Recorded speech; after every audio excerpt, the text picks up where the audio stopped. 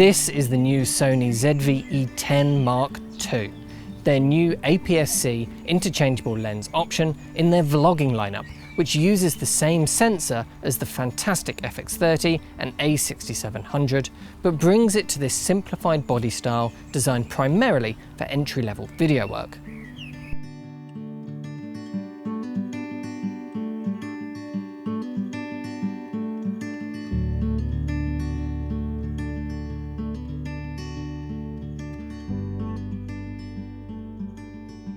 As this is essentially the same camera at its heart as the FX30, a lot of the record modes are very similar. So you can do 4K and it takes that 4K from its 6K sensor and oversamples it to get 4K. So that means it is very nice quality and very crisp, very detailed with a low noise floor, and that is great. It even still oversamples when it's in the high frame rate modes in 4K. So you can do up to 4K 50 or 60p, and this time it will downsample from 5.6K because it is doing a slight crop. It's about a 1.1 times crop to get up to 50 or 60p. And while the previous ZV-E10 could only do XAVC-S, this time you get the full suite. So that's XAVC-S, XAVC-SI, and XAVC-HS. Sony also say that they've doubled the sensor readout performance, so that means much less rolling shutter effects, which for the sort of fast-paced, always on the move work that this kind of cameras do, that's going to be a really important feature. There's also a whole host of very familiar video feature improvements that we've seen across Sony's other more recent cameras. There's things like S-Log3, S-Cinetone, which is nice to have across the entire lineup now. There's the breathing compensation modes, the ability to import user LUTs, and their new cinematic vlog function that you've seen on other vlogging cameras like the ZV-E1.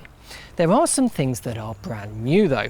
There's this new vertical UI layout for the touchscreen video controls. So all you have to do is turn the camera on its side for shooting portrait, and the UI controls will automatically update to be vertical, which is really nice. You never have to think about it. It just seamlessly changes when you change the camera. So for anything to do with social media, which cameras like this are very popular for, that's really nice to see.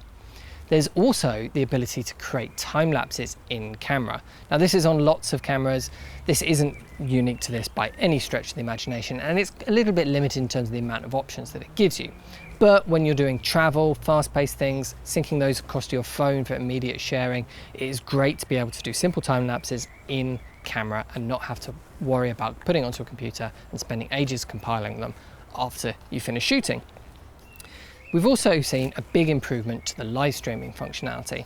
The USB-C port has much faster data readout speed, and it also has a much more improved UVC functionality. So that's what lets this be identified by a computer as a webcam. So to use this in Teams, Zoom, Skype, anything like that, all you have to do is plug it in over a USB-C port and it will pop straight up in those applications. And it will be able to do that at much higher resolution and better frame rates than the ZV-E10 could previously. You can also connect directly to the internet from the camera for basic live streaming that way. So there's a big step up in terms of the live streaming and FTP functionality compared to the original ZV-E10. Now, just because this is primarily designed as a vlogging camera doesn't mean that this isn't also a very capable stills camera. It has a 26 megapixel APS-C size sensor, the same sensor that is in the A6700, and that takes fantastic stills. And it can do those stills at up to 11 frames a second here with an electronic shutter. There's no mechanical shutter in here, but all of that continuous shooting is using full autofocus tracking and full auto exposure mode. So in many ways, this is an A6700 Lite for stills photography, if you like. But there are a few things missing from the A6700 here. The biggest one for me, particularly in stills performance, is the EVF. The A6700 has this small little EVF up here on the top left hand of the camera, and yes, it's small, yes, it's quite uncomfortable, and it's in a bit of a funny place because it's such a compact camera, but it is there. Here you don't have an EVF at all, you just have to rely on holding out the camera in front of you like that to judge your exposure, judge your framing. I much prefer having an EVF, of course, as I know most people do. The other big difference is the AI chip. So this doesn't have an AI chip inside like we've seen on a lot of Sony's more recent cameras. Now for stills performance, that mainly is going to impact your autofocus performance. Now this still does have Sony's regular phase detect autofocus, which is exceedingly capable. It's not like this is a bad autofocus camera, it's just that AI chip does improve that a little bit in terms of the subject recognition. Things like body tracking, much more subject available. Here you just get Sony's regular autofocus performance, but that is certainly good enough for most people and most kinds of work. But this is primarily, of course, a vlogging camera, so it's probably time I get out the selfie stick and start vlogging. Right, I am vlogging. I've officially left my comfort zone. There's Nathaniel. Because of course this is a camera that is primarily designed for vlogging, and it has a load of features that are brilliant for that. The camera is in fully automatic mode, and with one push of the button here at the top, I can turn on background defocus mode, which hopefully you've seen take effect. It's probably cranking the shutter speed really high, but it's giving me that blurred background even outside on a nice day like today. It is a really nice camera for vlogging like that. There's also the product demonstration mode where you hold a product up towards the camera even if it's not in front of your face, and it will focus on it. Absolutely fantastic. I don't personally think these should be called vlogging cameras. I think these are almost like creator cameras, if you like. Cameras that are designed for anyone that's doing video work that isn't a professional camera operator. You know, there's a load of features here that's going to make your life really easy and really up the production value of your work, exactly like that one. But nonetheless, these are called vlogging cameras, so here we are, unfortunately, vlogging. There are a few features that I miss from the A6700 that are also really good for vlogging.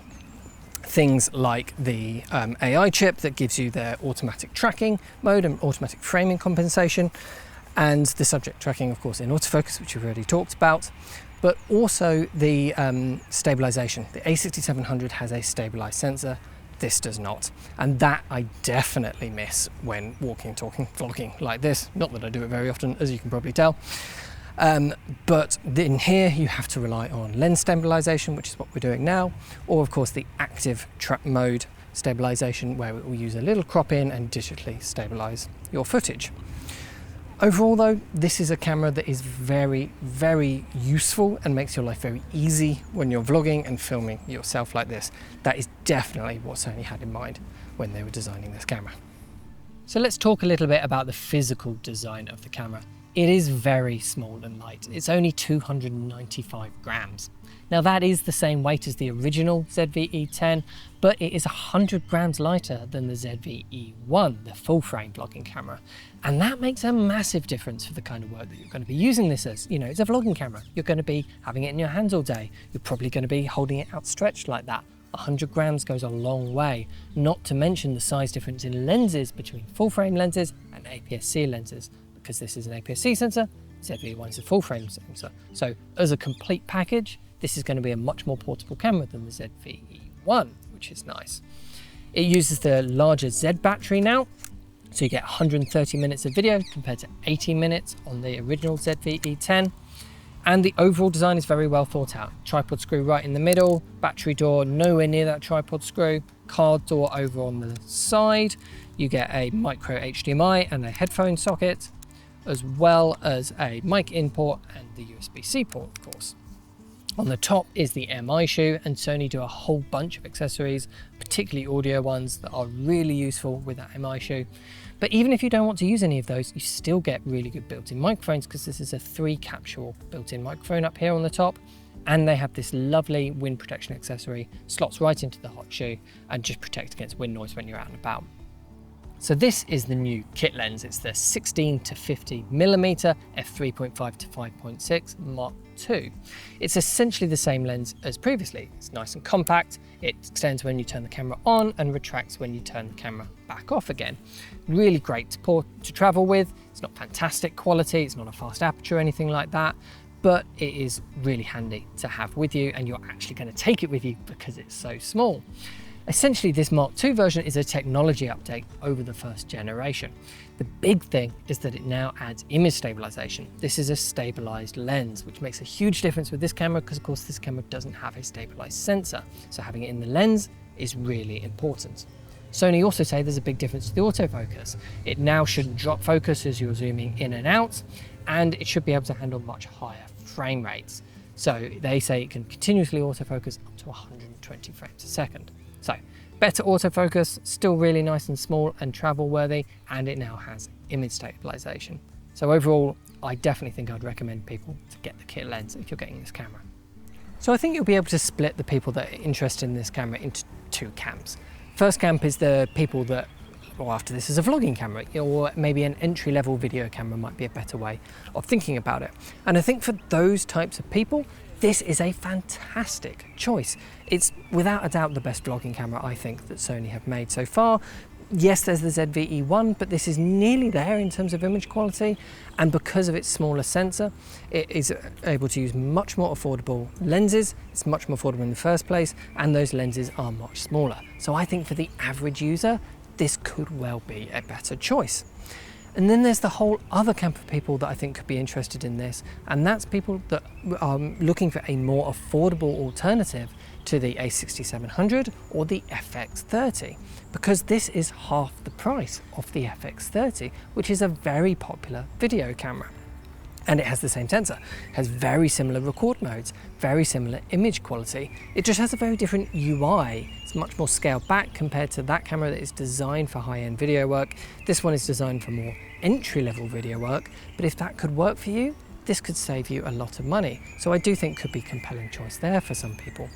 But let me know what you think of this down in the comment section. If you want to order one for yourself, head to ProAV. Thank you very much for watching. I'll see you in the next one.